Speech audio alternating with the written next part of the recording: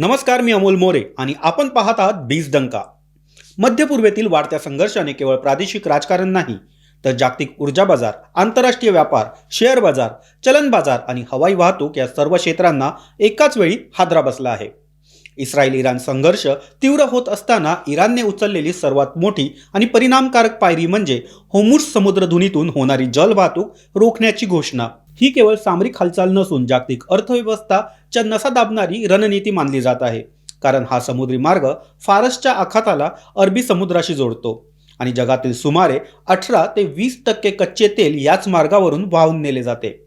दररोज जवळपास 1.8 ते 2 कोटी बॅरल तेल या समुद्रधुनीतून जगभर पाठवले जाते. इराणच्या इस्लामिक रिव्होल्युशनरी गार्ड कॉर्प्स अर्थात IRCGने समुद्र हालचालीवर निर्बंध घातल्याची माहिती दिली होती. काही तेल वाहतूक जहाजांना पुढे जाण्यास मनाई करण्यात आल्याचे वृत्त देखील समोर आले. या समुद्रधुनीची एकूण रुंदी काही ठिकाणी केवळ 33 किलोमीटर इतकी आहे आणि प्रत्यक्ष जलवाहतुकीसाठी वापरला जाणारा पट्टा त्यावरूनही अरुंद आहे. यामुळे एखादा अडथळा निर्माण झाला तर त्याचा तत्काळ परिणाम जागतिक पुरवठा साखळीवर होतो. ऊर्जा बाजारासाठी ही समुद्रधुनी म्हणजे धमन्यांमधून वाहणाऱ्या रक्तासारखी आहे. ती बंद पडली तर संपूर्ण शरीर व्यवस्था विस्कळीत होते. या निर्णयानंतर आंतरराष्ट्रीय बाजारात कच्च्या तेलाच्या किमती वाढण्याची शक्यता विश्लेषक व्यक्त करत आहेत. हा पुरवठा विस्कळीत झाल्यास तेलाचा दर प्रति बॅरल $95 ते $100 इतका किंवा त्याहून अधिक जाण्याची शक्यता वर्तवली जात आहे. आधी सुरू असलेल्या तणावामुळे तेलाचा दर हा 5 ते 10% वाढ झाल्याची नोंद आहे. तेल दर वाढले की त्याचा परिणाम पेट्रोल, डिझेल आणि LPGच्या किमतीवर होतो. यामुळे वाहतूक खर्च, उत्पादन खर्च, शेती, उद्योग आणि अखेरीस सर्वसामान्यांच्या खिशावर महागाईचा भार पडतो. म्हणूनच होर्मुझ समुद्रधुनीतील अडथळा हा केवळ समुद्र प्रश्न नाही, तर जागतिक आर्थिक स्थैर्याचा मुद्दा बनला आहे. या तणावापूर्वी ब्रेंट क्रूडचे दर हे $65 ते $67 प्रति बॅरल इतक्या दरम्यान स्थिर होते. काही आठवड्यापासून जागतिक मागणी कमी आणि पुरवठा तुलनेने संतुलित असल्याने दरामध्ये मोठी हालचाल झाली नव्हती. मात्र संघर्षाच्या बातम्या समोर आल्यानंतर हे दर $69 ते $72 पर्यंत गेले. म्हणजेच अल्पावधीतच 5 ते 8% वाढ ही नोंदवण्यात आली. विश्लेषकांच्या मते होर्मुझ समुद्रधुनीतून पुरवठा दीर्घकाळ विस्कळीत झाला तर हे दर $95 ते $100 प्रति बॅरल पर्यंत जाऊ शकतात. काही आक्रमक अंदाजानुसार तीव्र संघर्ष झाल्यास हा दर $110 टप्पा देखील गाठू शकतो. इराणकडे सध्या 209 अब्ज बॅरल सिद्ध तेल आहे, जो जगातील एकूण साठ्यापैकी 12% मानला जात आहे. सध्या इराण दररोज 3.3 ते 3.5 दशलक्ष तेल बॅरल उत्पादन करतो आणि त्यापैकी 1.3 ते 1.5 दशलक्ष बॅरल निर्यात करतो. या निर्यातीतील मोठा हिस्सा चीनकडे जातो. त्यामुळे होर्मुझ समुद्रधुनीतील अडथळा आणि इराणच्या उत्पादनातील संभाव्य घट यामुळे जागतिक बाजारावर दुहेरी परिणाम होऊ शकतो. याचा परिणाम सर्वाधिक कोणत्या देशावर होईल हे पाहणे महत्त्वाचे आहे. चीन हा जगातील सर्वात मोठा कच्चे तेल आयात करणारा देश असून तो दररोज 1 कोटी बॅरल तेल आयात करतो. त्यातील मोठा हिस्सा मध्य पूर्वेतून येतो. त्यामुळे हा मार्ग बंद झाल्यास चीनला धोरणात्मक साठे वापरावे लागतील किंवा रशिया, आफ्रिका आणि लॅटिन अमेरिका यांच्याकडे वळावे लागेल. भारतावर देखील याचा थेट परिणाम होऊ शकतो. भारत आपल्या गरजेपैकी सुमारे 85% कच्चे तेल आयात करतो. दररोज अंदाजे 5 दशलक्ष बॅरल तेलाची आयात भारत करतो. ब्रेंटचा दर हा $10 वाढला तर भारताच्या आयात बिलावर अंदाजे $15 अब्ज पर्यंत अतिरिक्त भार पडू शकतो, असा अंदाज आहे. तज्ज्ञांच्या मते जर हा तणाव काही आठवडे कायम राहिला तर जहाजांच्या विमा प्रीमियममध्ये वाढ होईल, माल वाहतुकीचा खर्च वाढेल आणि शेअर बाजारातील अस्थिरता तीव्र होईल. ऊर्जा कंपन्या, शिपिंग उद्योग, विमा कंपन्या आणि गुंतवणूकदार सध्या परिस्थितीवर बारकाईने लक्ष ठेवून आहेत.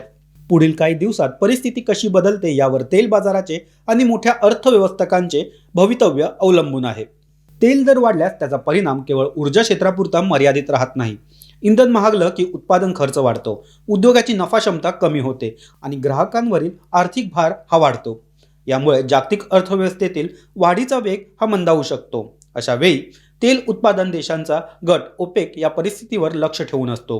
गरज पडल्यास उत्पादन वाढवून बाजार स्थिर करण्याचा त्यांचा प्रयत्न असू शकतो. मात्र संघर्ष दीर्घकाळ चालल्यास बाजारातील अनिश्चितता कायम राहण्याची शक्यता निर्माण होते.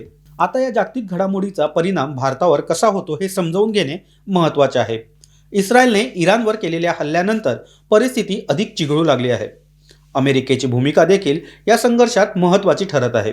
जागतिक गुंतवणूकदार सावध झाले असून त्याचा थेट परिणाम भारतीय शेअर बाजारावर होण्याची शक्यता व्यक्त केली जात आहे। गेल्या आठवड्याच्या शेवटच्या सत्रात भारतीय शेअर बाजारात मोठी घसरण पाहायला मिळाली होती। बीएसई सेन्सेक्स सुमारे 960 अंकाने घसरून 81,287 च्या आसपास बंद झाला, तर NSE निफ्टी 25,200 खाली येत सुमारे 25,178 वर स्थिरावला। यामुळे बाजार मूल्यात जवळपास 5 लाख कोटी रुपयांची घट झाल्याचे सांगितले जात आहे। परदेशी संस्थात्मक गुंतवणूकदारांनी विक्रीचा दबाव वाढवल्याने भीतीचे वातावरण निर्माण झाले। या युद्धसदृश परिस्थितीचा सर्वात मोठा परिणाम कच्च्या तेलाच्या दरावर होऊ शकतो आणि भारत हा मोठ्या प्रमाणावर तेल आयात करणारा देश असल्यामुळे त्याचा थेट फटका भारताला बसू शकतो।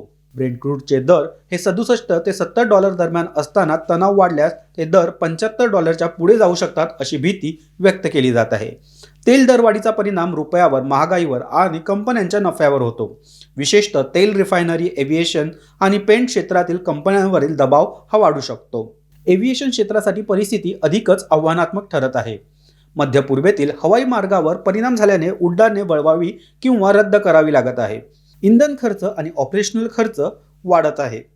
याचाच परिणाम भारतातील हवाई वाहतुकीवर देखील दिसू लागला आहे। 1 मार्च रोजी सुमारे 444 उड्डाणे रद्द करण्याची शक्यता निर्माण झाली आहे। नागरिक उड्डयन मंत्रालयाच्या माहितीनुसार इराण-इस्रायल तणावामुळे अनेक देशांनी आपले हवाई क्षेत्र बंद केले किंवा कडक निर्बंध लागू केले आहेत। यामुळे भारतातून सुटणाऱ्या आणि भारतात येणाऱ्या आंतरराष्ट्रीय उड्डाणांवर थेट परिणाम होत आहे। 28 फेब्रुवारी रोजी देखील मोठ्या प्रमाणावर उड्डाणे ही रद्द करण्यात आली होती। ही परिस्थिती अद्यापही पूर्णपणे सुरळीत झालेली नाही। सुरक्षेला सर्वोच्च प्राधान्य देत विमान कंपन्यांनी काही मार्गावरील सेवा तात्पुरती स्थगित केली आहे। पर्यायी लांब मार्गाचा वापर त्यांना करावा लागत असल्याने उड्डाणाचा कालावधी वाढला आहे। दिल्ली आणि मुंबईसारख्या प्रमुख विमानतळावर प्रवाशांची गर्दी ही देखील वाढली आहे।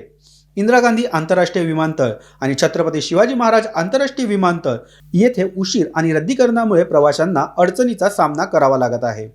विमान कंपन्यांनी प्रभावित प्रवाशांना मोफत रद्दीकरण, बदल किंवा परतावा देण्याचे पर्याय उपलब्ध करून दिले आहेत। अशा अनिश्चित काळात गुंतवणूकदार सुरक्षित गुंतवणुकीकडे वळत आहेत। त्यामुळे सोनं आणि चांदी यांच्या दरात वाढ होण्याची शक्यता आहे। डॉलर मजबूत झाल्यास रुपयावर देखील दबाव वाढू शकतो।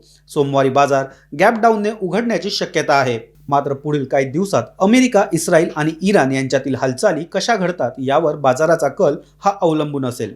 एकूणच मध्य पूर्वेतील वाढता संघर्ष हा केवळ 2-3 देशांमधील लष्करी प्रश्न राहिलेला नसून तो ऊर्जा सुरक्षा, जागतिक व्यापार, महागाई, शेअर बाजार, चलन बाजार आणि सामान्य नागरिकांच्या दैनंदिन जीवनाशी जोडला गेला आहे। होर्मुझ समुद्रधुनीतील अडथळा, इराणचे 209 अब्ज बॅरल तेल साठे, संभाव्य $100 प्रति बॅरलचा दर, भारतीय बाजारातील घसरण आणि 444 उड्डाणांचे रद्दीकरण या सर्व घटना एकमेकांशी जोडलेल्या आहेत। येणारे पुढील काही दिवस अत्यंत निर्णायक ठरणार आहेत। संघर्ष निवळतो की आणखी तीव्र होतो यावर तेल बाजाराची दिशा आणि जागतिक अर्थव्यवस्थेचा वेग आणि भारतीय बाजाराची चाल अवलंबून असेल। गुंतवणूकदारांनी घाईघाईने निर्णय न घेता जागतिक घडामोडीवर बारकाईने लक्ष ठेवण्याची गरज आहे। आजच्या या सविस्तर विश्लेषणाबद्दल आपले मत आम्हाला कमेंटमध्ये नक्की कळवा। व्हिडिओला लाईक करा, शेअर करा आणि बीज डंका चॅनलला सबस्क्राईब करायला विसरू नका। धन्यवाद।